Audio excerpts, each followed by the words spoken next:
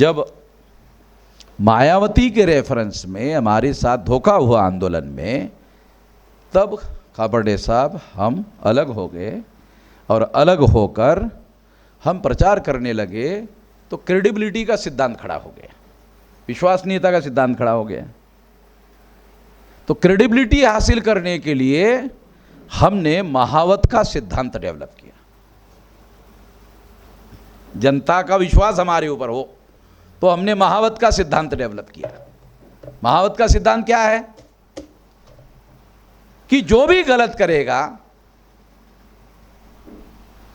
तो जो महावत है वो जैसे हाथी पर अंकुश रखता है वैसे अंकुश रखा जाएगा और गलत को रोका जाएगा। ये है महावत का सिद्धांत। ये हमने बताना शुरू कर दिया। प्रासंगिक था उस समय, वो कम सुनते थे लोग, मगर यही सिद्धांत था क्रेडिबिलिटी हासिल करने का। और इसी सिद्धांत ने हमारे ऊपर लोगों का यकीन दोबारा बिठाया। और आज कोई भी नहीं कह सकता जो ये कह रहे हैं कि बाबा साहब आम्बेडकर ने ये कहा था कि अगर आपसे नहीं बनता है तो ये आंदोलन पीछे जाने मत देना, जहां है वहां रोक देना। ये अब 31 राज्यों में 567 जिलों में 4000 से ज़्यादा तहसीलों में 22,000 से ज़्यादा ब्लॉक में और 1.5 लाख से ज़्यादा गांवों में फैल गया है। और बाबा साहब अम्बेडकर ने 18, 19, 20 जुलाई 1942 को जो नागपुर में अधिवेशन किया था, उस अधिवेशन में जितने स्टेट के प्रतिनिधि थे उससे ज़्यादा स्टेट में अभी हमारा आंदोलन फैला हुआ है। इसका मतलब है कि हम बाबा साहब आम्बेडकर के ईमानदार अनुयायियों के तरह काम कर रहे हैं। ये डाटा कह रहा है खुद ही कि हम एक ईमानदार अनुयायी की तरह काम कर रहे हैं। और कोई अभी ये नहीं कह पा रहा है या कहने की जरूरत नहीं है कि अब ये आंदोलन पीछे चला गया है। दूसरी बात, 13 स्टेट में 140 जिलों में वामसेफ संगठन था। तब काशीराम जी ने मुलायम सिंह यादव जी को मुख्यमंत्री बनवाया था। अब हमारी ताकत कहाँ तक बढ़ गई? 2 बार भारत बंद किया। जो 200 पॉइंट रोस्टर वाला जल के लिए जब हमने भारत बंद किया तो नरेंद्र मोदी जैसा अकड़ू आदमी, ये सरदारों को पूछो कितना अकड़ू आदमी है, वो अकड़ू आदमी को सीधा किया। बहुत अकड़ने वाला आदमी है। संसद में संविधान संशोधन करवाया, पास करवाया। मरा हुआ आदमी बहुत अकड़ता है, पता है आपको? मैं देहाती आदमी हूँ। देहात में जब मर जाता है आदमी तो बोलते हैं यार घी लगाओ थोड़ा सा, नहीं तो इसको जब ले जाएंगे ना तो कहीं ऐसा टेढ़ा ऐसा खड़ा ना हो जाए, तो घी वगैरह लगाओ। तो मरा हुआ आदमी बहुत अकड़ता है। जिंदा आदमी क्या होता है? जिंदा आदमी ऐसा हो जाता है, ऐसा हो जाता है, ऐसा हो जाता है। मरा आदमी है ऐसा बहुत अकड़ता है। नरेंद्र मोदी जो है सीधा किया एकदम और संविधान संशोधन करवाया, भारत बंद किया। दूसरा भारत बंद करवाया तो सीएए बोलना ही बंद करवा दिया। अभी खबर आई है कि वो लागू करने वाले हैं, वो लागू करके दिखाए। हम मैदान में हैं, हमारे पास कोई काम धंधा तो है नहीं। राष्ट्रीय स्तर का बेरोजगार आदमी हूँ, है राष्ट्रीय स्तर का बेरोजगार आदमी हूँ, हमारे पास कोई काम धंधा तो है नहीं। साले भारत बंद के अलावा कोई काम धंधा तो है नहीं है। 2 बार भारत बंद किया, यानी सिद्ध किया कि हमारे पास संगठन शक्ति है। और तीसरी बार जब नीट का मामला आया तो 4 चरणों में आंदोलन करेंगे ऐसा कागज पर लिख कर दिया सरकार को। पहले ही कागज पर लिख कर देते ही मान लिया, आंदोलन ही नहीं करने दिया। उनको मालूम है आंदोलन बोले तो ये करेंगे, बोले तो करेंगे। इनका साधारण कार्यकर्ता भी पुलिस स्टेशन में आकर कहता है चलो ले जाओ जेल में, क्योंकि उसको मालूम हो गया कि हमने कोई अपराध तो किया नहीं। ये राजनीतिक अपराध जो होता है, गांधी जी को प्रथम श्रेणी का क्लास मिलता था जेल में, जवाहरलाल जी को डेली पेपर पढ़ने को मिलते थे, रेडियो की खबरें मिलती थी, फर्स्ट क्लास बोलते उसको, फर्स्ट क्लास अहमदनगर में जवाहरलाल ने फर्स्ट क्लास मिलता था। तो ये राजनीतिक जेल, बहुत लोगों को पता नहीं राजनीतिक जेल क्या होता है। मैं खुद जा करके गुजरात में, मैंने कहा सर इधर उधर नहीं, गुजरात में लोग डरते हैं ना, वो पटेल है ना, वो क्या नाम उसका, हार्दिक पटेल, वो तो डर के कांग्रेस में चला गया। तो उन्होंने सोचा कि वामन मेश्राम को भी डरा देंगे। तो उन्होंने मुझे, वकील साहब को मालूम है कि रात के 2:30 बजे एफआईआर दाखिल किया। वकीलों ने पुलिस को पूछा कि वामन मेश्राम को कितने बजे अरेस्ट किया, मतलब कितने बजे उन्होंने अरेस्ट करवाया। कहा 4:15 बजे। तो 4:15 बजे से लेकर रात के 2:30 बजे तक किसके पोजीशन में था? क्या हमारी पोजीशन में। तो इस पीरियड में वामन मेश्राम ने अपराध क्या किया वो बताओ। समझ में आया कुछ? तुम्हारे ही पोजीशन में जो आदमी है उसने अपराध क्या किया ये पीरियड में, 4:15 से लेकर 2:30 बजे तक। क्यों? उसके पहले तो कोई अपराध है ही नहीं। अब जब तुम्हारे पोजीशन में है तो तुम्हारे पोजीशन में रहते क्या अपराध किया। अगर तुम्हारे पोजीशन में अपराध किया तो उसके लिए तुम जिम्मेदार हो, वामन मेश्राम थोड़ी जिम्मेदार है। बेल ग्रांटेड, बेल ग्रांटेड होने के बाद कमिश्नर पर 2 हाईकोर्ट में केस दाखिल कर दिया, अभी तक जवाब नहीं दिया। कमिश्नर अभी तक जवाब नहीं दे पाया। और अभी मैं कच्छ में जाकर आया कि कमिश्नर अगर जवाब नहीं देते देते रिटायर्ड हो गया तो पेंशन खाऊंगा उसका, उसको छोड़ूंगा नहीं सुप्रीम कोर्ट तक। तुमने वामन मेश्राम से पंगा ले लिया, किसी और से थोड़ी लिया। तुम जानते हो वामन मेश्राम कौन है? नागवंशी वामन मेश्राम। लोगों को मालूम नहीं, 500 लोगों ने 28,000 लोगों का बंदोबस्त करवाया था भीमा कोरेगांव में, उसके खानदान के लोग हैं हम। ऐसे ही अल्लू गल्लू नहीं है, ध्यान रखो। और तो एक पुलिस वाला आदमी रिकॉर्ड कर रहा था, मैंने कहा ये भी रिकॉर्ड कर, तेरे कमिश्नर का रेफरेंस ये रिकॉर्ड कर ले, दिखा। फिर मैं दोबारा आता हूँ गुजरात में, कहा जिलाधिकारी तिवारी था, ब्राह्मण महासभा ने कंप्लेंट किया कि वामन मेश्राम को आने मत दो, कार्यक्रम करने मत दो। तिवारी उत्तर प्रदेश का ब्राह्मण था। उसने ब्राह्मण महासभा के लोगों को पूछा वामन मेश्राम कौन है जानते हो? ब्राह्मण लोग 7वीं फेल, 4थी फेल, 8वीं फेल, इसीलिए तो ये करते रहते हैं फालतू काम। जानते हो कौन है? नहीं जानते हो? झंझट में मत पड़ो उसके उसके झंझट में मत पड़ो। वो राष्ट्रीय अध्यक्ष भी है और संविधान क्या है वो हमको बता सकता है। तुम उसके झंझट में मत पड़ो। हो गया कार्यक्रम को अनुमति होगी। कार्यक्रम होने के बाद नारायण गरवा को मैंने तिवारी के पास भेजा, ये जाओ तिवारी के पास जाओ और एक लिखित एप्लीकेशन दो। ब्राह्मण महासभा ने मेरे खिलाफ जो निवेदन दिया उसकी ट्रू कॉपी दो। तिवारी का कलेक्टर आदमी, उसको समझ में आया। उसने कहा किसने मांगा? ये नारायण गरवा चुप, नहीं किसी ने तो मांगा नहीं, मेश्राम साहब ने मांगा। काय के लिए? ये मुझे मालूम नहीं है काय के लिए मांगा।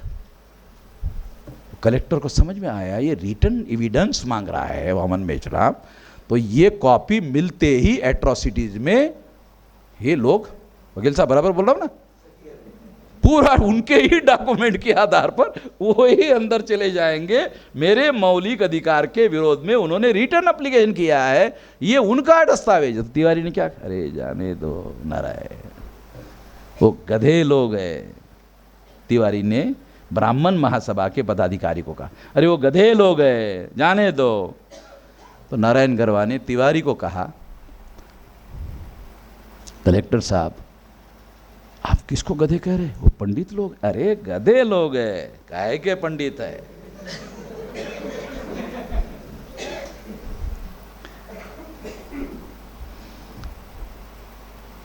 तो हम लोग कानून और संविधान का जो दायरा है ना, उसी दायरे में रहकर काम करते हैं और दूसरे अधिकारियों को भी करने के लिए कहते हैं। अगर वो नहीं करता है तो वो कानून के दायरे में आ जाएगा, वो फंस जाएगा, हम नहीं फंसेंगे। तो हम कभी संविधान के दायरे के बाहर जाने की ज़रूरत नहीं मानते। बाबा साहब आम्बेडकर ने जितने अधिकार दिए उस दायरे में रहकर बहुत कुछ हासिल किया जा सकता है, और इसके दायरे में रहकर कार्य करने की कार्य प्रणाली हम लोगों ने विकसित की है। एक तो ये बात हम लोगों को समझना होगा। दूसरा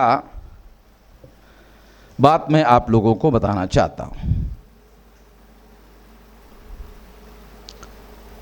प्रीच करना और प्रैक्टिस करना, ध्यान रखो कि मैं कुछ बातें आप लोगों को बता रहा हूं, जो बात बता रहा हूं उस पर सख्ती से अमल करता हूं, सबसे पहले अपने ऊपर और फिर संगठन में। तो मेरे ऊपर लोग आरोप करते हैं कि वामन मेश्राम डिक्टेटर है। तो मैंने कई लोगों को पूछा, मैंने तुमको डब्बा पर पानी लेकर मेरा पिछवाड़ा पोंछने के लिए कहा, धोने के लिए कहा? नहीं ना। ऑब्जेक्टिव आइडियोलॉजी और हमारा उपदेश कार्य करने के लिए ही तो कह रहा हूं, सख्ती से कह रहा हूं। जब तुम नहीं मान रहे हो तो सख्ती से कह रहा हूं, मान रहे हो तो बोलने की जरूरत ही नहीं है। ये तो नहीं कह रहा हूं कि पानी भर डब्बा पानी की लेके आ जाओ और मेरा पिछवाड़ा साफ करके दो। अगर मैंने ऐसा कहा होता तो फिर तो तुम कह सकते कि ये गुलामी का काम मेरे से करवाया जा रहा है, बराबर? मैं तो ये नहीं करवा रहा हूं, मैं तो ये कह रहा हूं कि ये है हमारे महापुरुषों का ऑब्जेक्टिव, ये ऑब्जेक्टिव पूरा करने के लिए काम करना होगा। कर नहीं रहे हो इसलिए सख्ती से कह रहा हूं।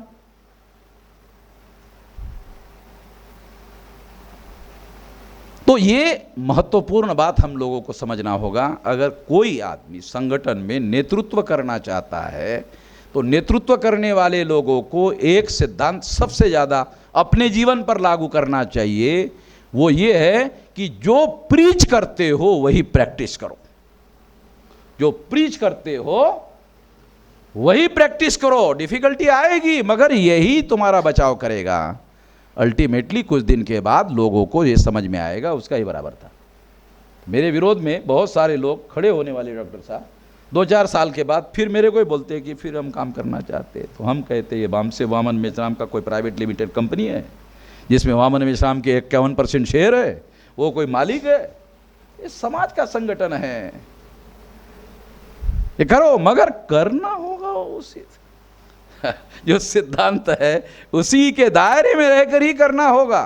उसी सिद्धांत पर अमल करने से समाज को फायदा होगा,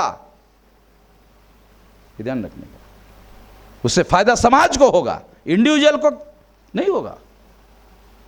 समाज को फायदा पहुंचाने के लिए तो संस्था बनाई, संगठन बनाया।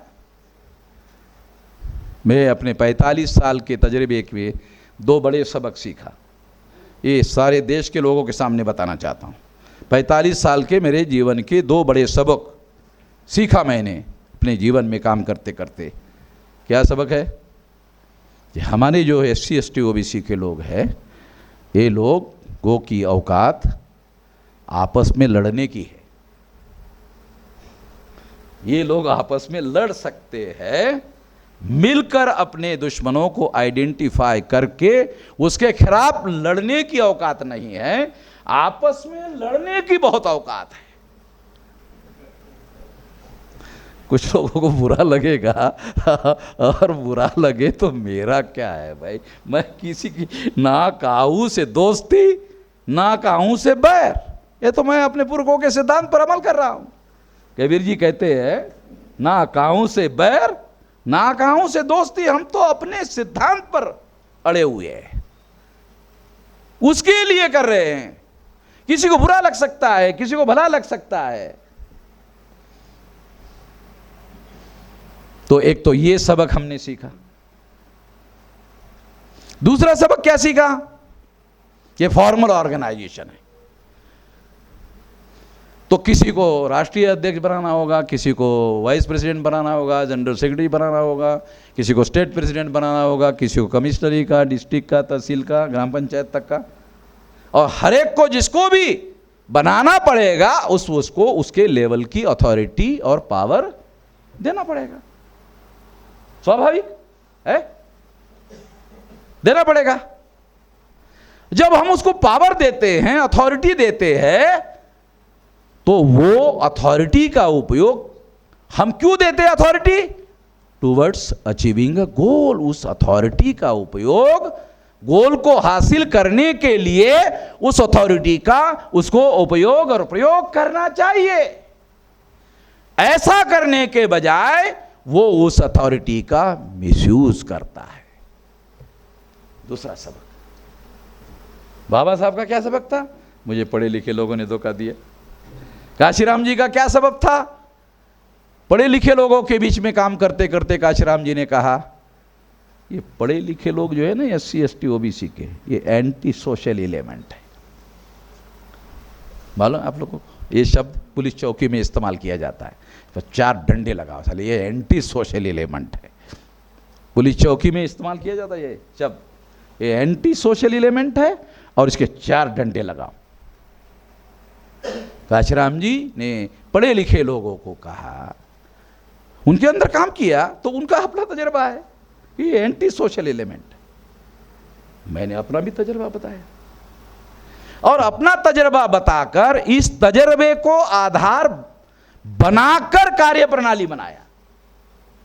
ये तजर्बा है, निराश नहीं हुए, वहां से उसमें से ही हमने रास्ता निकाला और कार्य प्रणाली बनाई। ये अनुभव को आधार बनाकर कार्य प्रणाली बनाई। कार्य निर्धारित है, केवल निष्पादित करना जरूरी है, ज्यादा दिमाग चलाने की जरूरत नहीं है। कार्य निर्धारित है और निष्पादित करना जरूरी है, ज्यादा दिमाग लगाने की जरूरत नहीं है। जैसे ही हमारे लोगों को दिमाग लगाने के लिए कहा जाता है तो पहले झगड़ा करता है। जैसे 8-10 लोग मीटिंग में बैठते हैं, 15-20 मिनट के बाद झगड़ा अगर नहीं हुआ तो मेरे से लिखवा लेना। ये मेरा 45 साल का तजुर्बा है। तो अनुभव से कहा, नहीं, कार्य निर्धारित है, निष्पादित करना है, दिमाग का उपयोग पहला। दूसरा, अमल करने के लिए, निष्पादित करने के लिए सारा दिमाग लगाओ। दिमाग के लिए भी काम दिया। जैसे ही ये सिद्धांत लागू किया, उस तारीख से हमारा आंदोलन केवल आगे बढ़ रहा है, केवल आगे बढ़ रहा है, पीछे नहीं जा रहे, आगे ही बढ़ रहे। दूसरा एक सिद्धांत डेवलप किया, वो है जीरो का सिद्धांत। ये भी पहली बार बोल रहा हूं माइक पर, जीरो का सिद्धांत। जहां लोग फॉर्मली मिसयूज करते हैं, झगड़ा करते हैं, तो वहां पर मैं सारे पावर अपने हाथ में ले लेता हूं और वो यूनिट में जीरो बना देता हूं। ले लिया मेरा कोई निजी मकसद नहीं है, मेरी कोई निजी दुश्मनी नहीं है, अपने हाथ में ले जीरो बना दिया। वहाँ वो यूनिट का डिस्ट्रिक्ट है, कमिश्नरी है, स्टेट है, जीरो बना दिया, ले लिया। अब लेने के बाद वो पावर लेस हो गया, जीरो हो गया। फिर जो उस सिद्धांत पर अमल करेगा वो साथ में इधर रहो, जो नहीं रहेगा हाँ जाओ जाओ, जहाँ तुमको जो करना है, पूरी आज़ादी है। आज़ादी चाहते हो ना, ओके आज़ादी ले लो, हो जाओ। बहुत लोग बाहर गए, पता ही नहीं अभी वो कहाँ है, उनका कोई अता पता नहीं है वो कहाँ है। कई आंदोलन में कहीं उनका नाम और निशान नहीं। कभी कभी तो मुझे उसका नाम याद करने के लिए ऐसा करना पड़ता है। अरे क्या नाम था भाई उसका, दूसरा तीसरा आदमी मुझे बताता है ऐसा, हाँ वो याद भी नहीं है।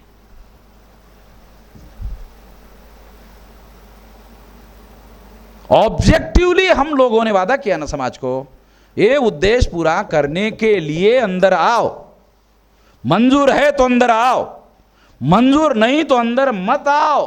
पहले से क्या ना, पहले दिन से करें। ये उद्देश्य मंजूर है, ये है तरीका, ये 5 दिन का ट्रेनिंग, ये इतिहास और ये सारा चीज छुपाया, कुछ भी नहीं छुपाया, सब कुछ बताया, हाँ सब कुछ बताया, मंजूर है, हाँ इधर रहो, नहीं जाओ। तुमको जो ठीक लगता करके दिखाओ। एक भी आदमी ठीक नहीं कर सका, कोई कुछ नहीं कर सका।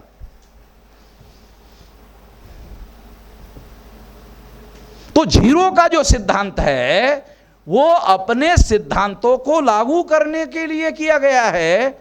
हमने रिपब्लिकन पार्टी से जितना सीखा, हमने दलित पैंथर से जितना सीखा, क्योंकि बाहर के स्टेट के लोगों को पता ही नहीं रिपब्लिकन पार्टी का क्या इतिहास है, दलित पैंथर का क्या है। उन्होंने कुछ नहीं सीखा, हमने उनसे बहुत सीखा और उनसे सीखकर आज जो हम लोगों ने इतनी बड़ी ताकत गेन की है। बाम सेब में कभी नेतृत्व का संकट नहीं रहा, दीना भाना जी, उसके बाद खाबड़े साहब, उसके बाद काशीराम जी, फिर खाबड़े साहब के बाद 2000 को मेरी जिम्मेदारी लगाई, तब से भी अभी तक बाम सेब में कभी नेतृत्व का संकट नहीं रहा, कभी नहीं रहा। और आने वाले 20 साल तक मैं ये हूं। अभी मेरे टांगों में इतनी ताकत है, 20 साल मैं अभी हूं, और 20 साल में ब्राह्मणवाद का राम नाम सत्य करेंगे। छोटी मोटी ताकत हमने गेन नहीं की, बहुत बड़ी ताकत गेन की। अभी हम किसी आदमी को समझाकर कोई संगठन नहीं बनाएंगे, अभी आंदोलन करेंगे। अभी एक्शन मोड में हम लोग एक्शन मोड में हैं। अभी हम एक आदमी को ढूंढते थे, फिर समझाते थे, अभी बंद कर दिया समझाना, अभी समझाना बंद कर दिया। पहले दिन का उदाहरण आपको दिया, 1,40,00,000 लोगों को पहले दिन जो हमने ये अधिवेशन चलाया तो 11 बजे दूसरे दिन 1,40,00,000 लोगों तक मैसेज गया था। तो वो अभी मैंने पूछा नहीं कितने लोगों तक गया, तो अभी हमारा मैसेज जो है, मैसेज कम लोगों तक नहीं पहुंचता है, बहुत लोगों तक पहुंचता है, क्योंकि भौगोलिक और सोशल नेटवर्किंग बहुत बड़े पैमाने पर 3-3.5 हजार जातियों के बीच में हमारा नेटवर्क पे फैला हुआ है। तो इस तरह से ये बात हम लोगों को समझना बहुत ज़्यादा ज़रूरी है। तो बाम सेब में नेतृत्व की निरंतरता है, ध्यान रखना ज़रूरी है। हम लोग चैरिटी का काम नहीं कर रहे हैं, चेंज का काम कर रहे हैं, चेंज नॉट चैरिटी। हमारा काम चैरिटी का नहीं है, हमारा काम चेंज का है। हमारी ज़रूरत चेंज की है, चैरिटी की नहीं है। चैरिटी से चर्बी बढ़ सकती है हमारे लोगों की, हमारे समाज की, उससे कोई बदलाव नहीं होगा बड़ा। हमारे समाज को चैरिटी की नहीं, चेंज की ज़रूरत है। और शक्ति का जो सिद्धांत है वो अनुशासन के बगैर शक्ति निर्माण नहीं होती, शक्ति के बगैर दुनिया में चेंज नहीं आता। ये पंखा चल रहा है, देख रहे हो, ये पंखा, बटन बंद कर दो, ये पंखा बंद हो जाता है। शक्ति का सिद्धांत, ये शक्ति जैसी सप्लाई हो जाती है वो पंखा घूमना शुरू कर देता है, शक्ति का सिद्धांत। तो हम जो भारत में बदलाव चाहते हैं उसके लिए हमारे पास शक्ति चाहिए, केवल भाषण से थोड़ी होने वाला परिवर्तन, शक्ति चाहिए। क्योंकि जो बदल हम करवाना चाहते हैं वो थोड़ी मानते हैं, वो मानने के लिए तैयार नहीं है। देखो आपको बताता हूं, पढ़ के सुनाता हूं। अंकुश शर्मा वो क्या कहता है, जो हम कह रहे हैं, जो मैंने कहा, आप चाहे कितनी ही बकवास करो, रिप्लाई नहीं है उसके पास, जवाब नहीं है हमारे सवालों का, तो क्या कह रहा है, कितनी भी बकवास करो। वो हम जो लॉजिकल बात कह रहे, फैक्ट कह रहे, तथ्य कह रहे, उसको क्या कह रहा है, बकवास कर रहा है। क्यों? जवाब नहीं है। जवाब होता तो जवाब देता, बकवास नहीं करता। क्या कह रहा है, आप चाहे कितनी भी बकवास करो, अंकुश शर्मा का, आप चाहे कितनी भी बकवास करो, चंद लोगों को छोड़कर गांवों शहरों में ब्राह्मण का राज चलता है। सभी जातियों पर आप तो क्या चीज हो, पूरे देश में सदियों से ब्राह्मण राज करता है, करता रहेगा। गांवों के मूर्ख लोगों को आप कभी नहीं समझा सकते। हमने बुद्ध धर्म को नष्ट किया, बाम से हमारा कुछ नहीं उखाड़ सकता। भगवान परशुराम ने क्षत्रियों को 21 बार हराया था। सोचो, बचो हमसे। बदल हो सकता है इसमें? एक कुत्तों की पूंछ की तरह है, पुंगली डालो साली पुंगली टेढ़ी हो जाएगी, मगर ये सीधे नहीं होंगे। समझ रहे ना? पढ़ के सुनाए। लॉजिकल बात वो मानने वाले नहीं है, वहां शक्ति का सिद्धांत लागू होता है। एग्जाम्पल के तौर पे बता रहा हूं, जो बता रहे हैं, जो समझा रहे हैं,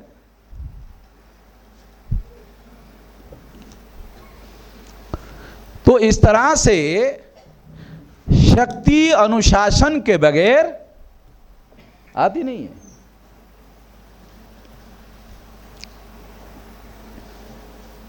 और अनुशासन, जो ईमानदार आदमी है, जो ऑब्जेक्टिव के प्रति समर्पित है, जो उद्देश्य के प्रति समर्पित है, जो विचारधारा के प्रति समर्पित है, वो आदमी अपने जीवन में खुद सेल्फ डिसिप्लिन लाता है।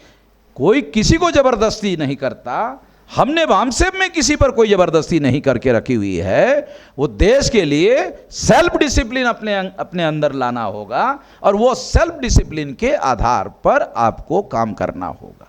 जब आप ऐसा नहीं करते हो तो फिर ऑर्गेनाइजेशनल डिसिप्लिन इंपोज किया जाता है, और उसके लिए महावत का सिद्धांत लागू किया जाता है। महावत का सिद्धांत बताने के लिए नहीं है, अमल करने के लिए है। और मैं इसका सख्ती से अमल करने का आदी हूं, क्योंकि मैं जानता हूं कि एक दो लोगों की वजह से सारे आंदोलन का सत्यानाश हो सकता है। तो ये खबरदारी लेना बहुत ज़्यादा ज़रूरी है, ये बताया जाना बहुत ज़रूरी है। संगठन में और एक बात, संगठन के लेवल पर, कैडर के लेवल पर बहुत सारे हमारे लोगों का कुछ मिसअंडरस्टैंडिंग है, गलतियां होती रहती है, गलतियां करते रहते हैं, मगर उसका रिपोर्टिंग संगठन को नहीं करते हैं। बोलते रिपोर्टिंग करना चुगली करना है। रिपोर्टिंग करना मैनेजमेंट का बहुत फंडामेंटल प्रिंसिपल है, लाखों रुपया देकर सिखाया जाता है इसमें डॉक्टर साहब। रिपोर्टिंग मैनेजमेंट में लाखों रुपया फीस देकर पढ़ाया जाता है। काटकर मैडम समझ रहे ना? Reporting upward to downward and downward to upward, fundamental principle है। ये चुगली नहीं है, मगर हमारे गधे लोगों को ये समझ में नहीं आता। वो कहते हैं चुगली है। चुगली नहीं, ये रिपोर्टिंग है। रिपोर्टिंग पर डेवलपमेंट डिपेंडेंट है। विदाउट रिपोर्टिंग डेवलपमेंट, अगर कोई गलत हो रहा है, गलत को रोकने का डेवलपमेंट चाहते हो, रिपोर्टिंग ही नहीं करोगे, डेवलपमेंट कैसे होगा? तो डेवलपमेंट होना बहुत जरूरी है, वो रिपोर्टिंग पर निर्भर है। रिपोर्टिंग के बगैर डेवलपमेंट नहीं होगा, रिपोर्टिंग के बगैर सुधार नहीं होगा। तो इसे चुगली मत मानो। ट्रेनिंग का सिद्धांत बता रहा हूं, ये मौलिक सिद्धांत है।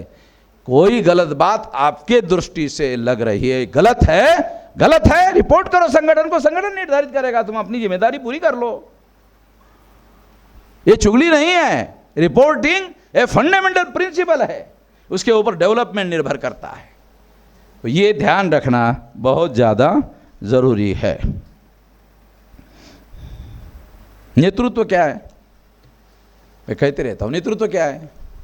Those who responsible for others' performance is a leader. Those who responsible for others' performance is a leader. दूसरे नॉन परफॉर्म, कोई आदमी मेरे पास आता है, मेसराम साहब मैं क्या करूं, मैं जिले का अध्यक्ष हूं मगर लोग काम ही नहीं कर रहे हैं, मैं उसके पिछवाड़े पे लात मार के उसको हटा देता हूं। बोले तो यही नालायक आदमी है, ये नालायक आदमी। वो काम इसलिए नहीं कर रहे हैं क्योंकि ये नेतृत्व का रोल प्ले नहीं कर रहा है। अगर इसने लोगों से काम करवाने का काम किया होता तो लोगों ने काम किया होता, परफॉर्म किया होता। Those who responsible for others performance is a leader. लोग काम नहीं करते, इसके लिए लीड करने वाला आदमी जिम्मेदार है। लोग काम करते हैं, इसके लिए लीड करने वाला जिम्मेदार है।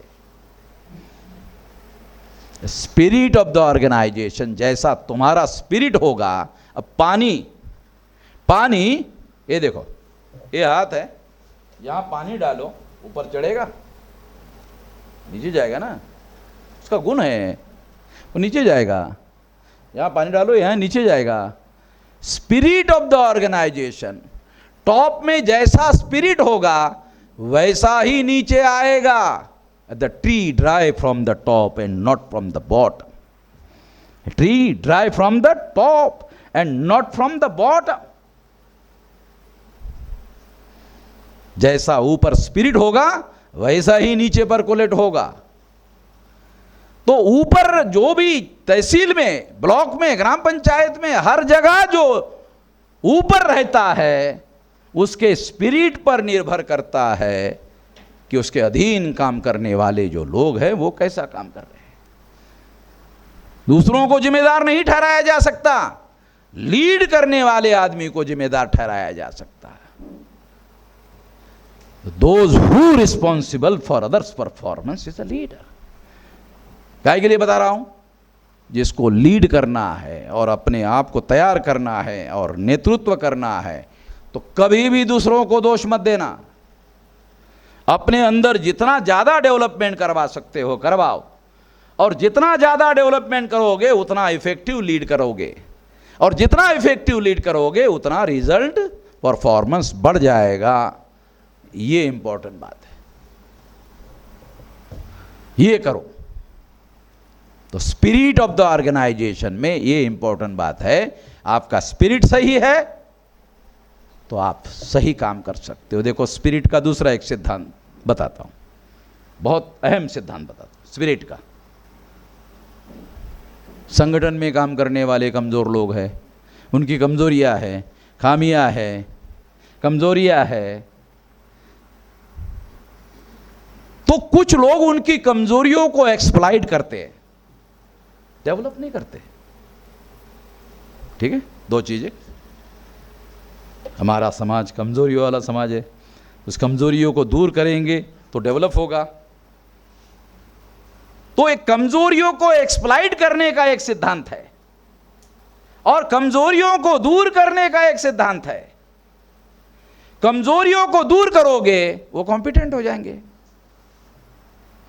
कमज़ोरियों को एक्सप्लॉइट करोगे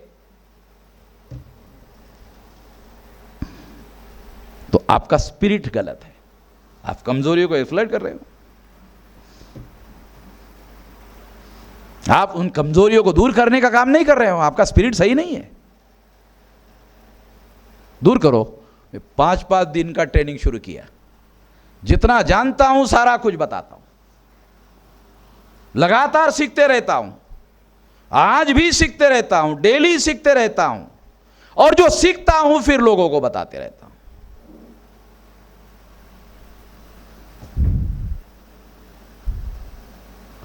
और लोगों को क्यों बताता हूं? लोग उसको सुनकर अपनी कमजोरियों को दूर करें, अपनी कमजोरी को दूर करें, अपने आप को कॉम्पिटेंट बनाएं, अपने आप को कॉम्पिटेंट बनाएं और रिजल्ट परफॉर्म करने वाले बनाया जा सकता है। स्पिरिट ऑफ द ऑर्गेनाइजेशन, आपका स्पिरिट सही होना चाहिए और कमज़ोर को एक्सप्लॉइट करने वाला नहीं होना चाहिए, कमज़ोर की कमज़ोरी दूर करने वाला होना चाहिए। इसके लिए फॉर्मल ट्रेनिंग हो सकता है, इसके लिए इनफॉर्मल ट्रेनिंग हो सकता है, इसके लिए इंडिविजुअल कोचिंग हो सकता है। आप अपने बेटे को जब वो घर में पढ़ाई कम करता है तो उसकी इस कमज़ोरी को देखकर बाप कोचिंग लगाता है ना, ये उस कोचिंग लगा के इसे दुरुस्त करता है। देखना ज़रूरी है। तो इस तरह से ये जानना, ये समझना बहुत ज़्यादा ज़रूरी है। ह्यूमन का क्या करने का? आदमी है, ह्यूमन है, उसको रिसोर्स में कन्वर्ट करना होगा। ह्यूमन का क्या करना होगा? ह्यूमन को ह्यूमन रिसोर्सेस में करना होगा। ह्यूमन रिसोर्सेस में करने के लिए उसको ट्रेन करना होगा।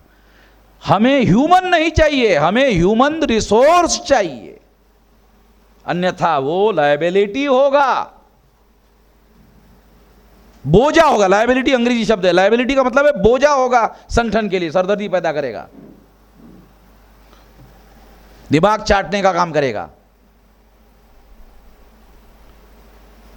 तो उसको ह्यूमन रिसोर्सेस में कन्वर्ट करो और उसकी योग्यता के अनुसार रिस्पॉन्सिबिलिटी दो और उनसे काम करवाओ, उसको भी सेटिस्फैक्शन मिलेगा। ये बहुत ज़्यादा ज़रूरी है। अनुशासन वो नहीं है जो ज़बरदस्ती किया जाए। मैं कह रहा था कि अनुशासन वो है जो सेल्फ डिसिप्लिन है। आपको ट्रेनिंग दिया जा रहा है, आप सुन रहे हैं, आप सीख रहे हैं, अपने जीवन में उतारो। कार्य प्रणाली के दायरे में रहकर कार्य करना ही अनुशासन है, इम्पर्सनल है। ये चाचा को ध्यान में रखकर, ताऊ को ध्यान में रखकर नहीं बनाया गया, ये ऑब्जेक्टिव को ध्यान में रखकर बनाया गया है और ऑब्जेक्टिव इम्पर्सनल है, व्यक्ति निरपेक्ष है, सापेक्ष नहीं है। इसलिए कोई ये नहीं कह सकता कि ये इसके लिए अनुकूल है, इसके प्रतिकूल है। नहीं, सबके लिए एक है, एक जैसा है।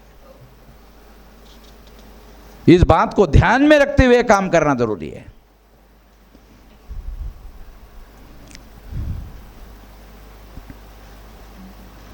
अब आखिरी बात कहना चाहता हूं।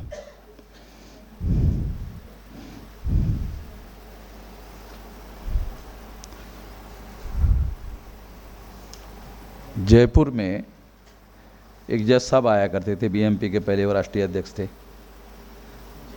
उन्होंने अपने भाषण में एक बार है नहीं, राजस्थान के अकोदिया जी,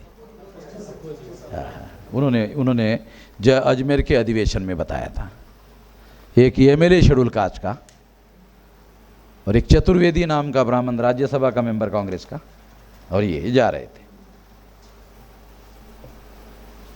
तो चतुर्वेदी जी को टॉयलेट आ गया। तो चतुर्वेदी जी ने कहा कि मुझे टॉयलेट को जाना है। तो गाड़ी रोका, ड्राइवर रोको रोको रोक गया। चतुर्वेदी ब्राह्मण टॉयलेट के लिए गया। तो गाड़ी में जज साहब और एमएलए बैठे थे, ये दोनों शेड्यूल कास्ट। एमएलए जो कांग्रेस का था वो भी, चतुर्वेदी भी कांग्रेस का था। 2-3 मिनट के बाद एमएलए ने जज साहब को कहा, जज साहब वो चतुर्वेदी जी टॉयलेट को गए मगर पानी लेकर नहीं गए। एमएलए ने जज साहब को कहा। तो जज साहब ने उसको कहा, उसका पिछवाड़ा है, धोएगा धोएगा, नहीं धोएगा नहीं धोएगा। कोई विधानसभा का मामला थोड़ी है, ये विधानसभा का मामला थोड़ी है। तू एमएलए है तो तू काहे को परेशान हो रहा है? विधानसभा का मामला है। अगर चतुर्वेदी अपना पिछवाड़ा धोना चाहता है धो ले, ना धोना चाहता ना धो ले, हमें क्या मतलब है? ये एमएलए चुप हो गए। फिर 2-3 मिनट हो गए तो फिर एमएलए साहब रहा नहीं गया, नहीं जज साहब पानी लेकर नहीं गए। जज साहब को गुस्सा है, दोबारा मत बोलना मुझे, तेरे को पानी लेकर जाना है तो लेके जा, मगर दोबारा मुझे मत पूछना, मैं जाने के लिए नहीं कहूँगा। तू मेरे को शामिल करना चाहता है ये सारे एपिसोड में कि जज साहब ने भी मुझे जाने के लिए कहा, ऐसा कहना चाहता? तेरे को जाना है जा या मत जा, मुझे मत पूछ। पानी की बोतल बिस्लेरी वाली थी, वो लेकर गए।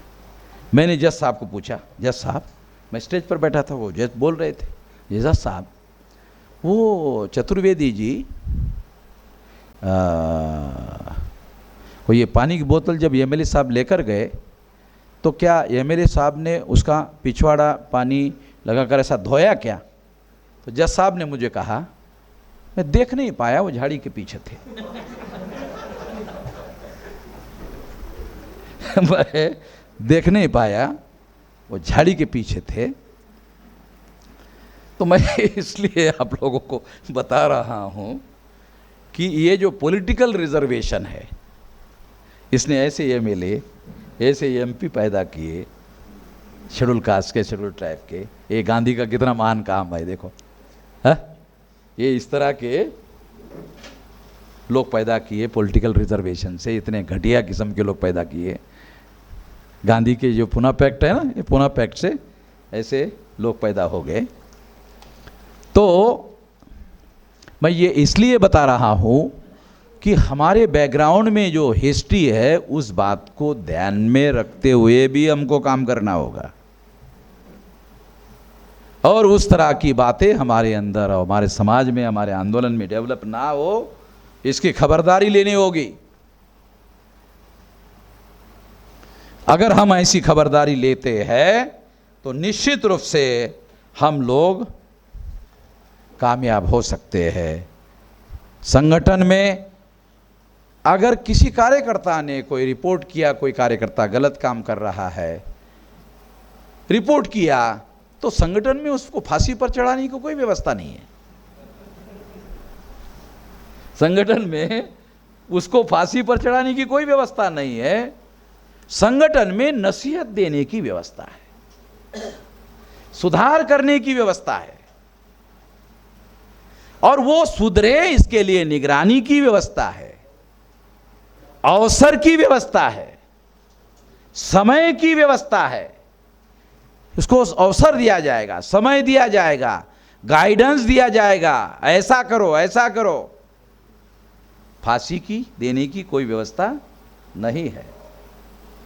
इसलिए मैं कहता हूं कार्यकर्ताओं को, जो 1% काम करता है ऐसा भी आदमी हमको चाहिए, और जो 99% काम करता है ऐसा भी कार्यकर्ता हमको चाहिए। हर प्रकार का आदमी हमको चाहिए, क्योंकि जो आज 1% कर रहा है उसकी उतनी समझदारी है, हो सकता है 2 साल 4 साल के बाद उसकी समझदारी अगर बढ़ गई तो वो ज़्यादा काम करेगा। क्योंकि हर जानकार आदमी समझदार हो ज़रूरी नहीं है, हर जानकार आदमी समझदार भी हो ज़रूरी नहीं है। जानकार होना अलग बात है, समझदार होना अलग बात है।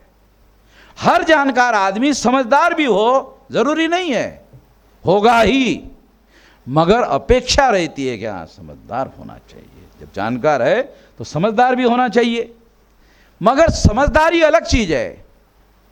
समझदारी में क्या आता है? जानकारी, ज्ञान, अनुभव, पूर्वानुमान, ये सारा मिलाकर समझदारी बनती है। ये सारा मिलाकर समझदारी बनती है, और वो समझदारी धारण करते हुए काम करने का 100% अवसर बामसेप में अवेलेबल है हर व्यक्ति को, किसी भी कार्यकर्ता को। कोई रुकावट नहीं है कि ये कल से आया इसलिए वो 5 दिन का ट्रेनिंग अटेंड नहीं करेगा, 2 दिन का ट्रेनिंग अटेंड नहीं करेगा। नहीं नहीं नहीं, वो करो, करने दो, सीखने दो। अगर वो सीखना चाहता है तो सीखो, और ज़्यादा रिस्पॉन्सिबिलिटी लेकर काम करना चाहता है करो। अब आखिरी बात, कल एक बात रह गई है, इसलिए वो बात मैं बोलना चाहता हूं कि क्योंकि कल बहुत सारे हमारे मौलाना मुस्लिम लोग बोले, आप लोगों ने सुना। तो हम लोग अभी कुछ दिन पहले धर्म संसद हुई कि नहीं? हिंदू मुस्लिम का मामला खड़ा करने का प्रयास हो रहा है। तो अभी हम लोगों ने निर्णय किया कि भारत में दो प्रकार के धर्म हैं, एक असमानता को मानने वाले धर्म और एक समानता को मानने वाले धर्म। देखो, जैनिज़्म समानता को मानता है, बुद्धिज़्म समानता को मानता है, सिखिज़्म समानता को मानता है, इस्लाम समानता को मानता है, क्रिश्चियनिटी समानता को मानती है, लिंगायत समानता को मानते हैं, बराबर है। तो जो समानता को मानने वाले रिलीजन है, हम लोग जल्दी ही समानता को मानने वाले जो धर्म है उनकी धर्म संसद बुलाएंगे। और दूसरे धर्म है जो समानता को नहीं मानते, ब्राह्मण धर्म समानता को नहीं मानता, यहूदी कहते हैं कि वो भी समानता को नहीं मानते, ब्राह्मण धर्म ही नहीं मानता, कोई आदमी पारसी नहीं बन सकता, गैर पारसी पारसी बनता नहीं बन सकता। रेशियल डिस्क्रिमिनेशन मानने वाले रिलीजन है।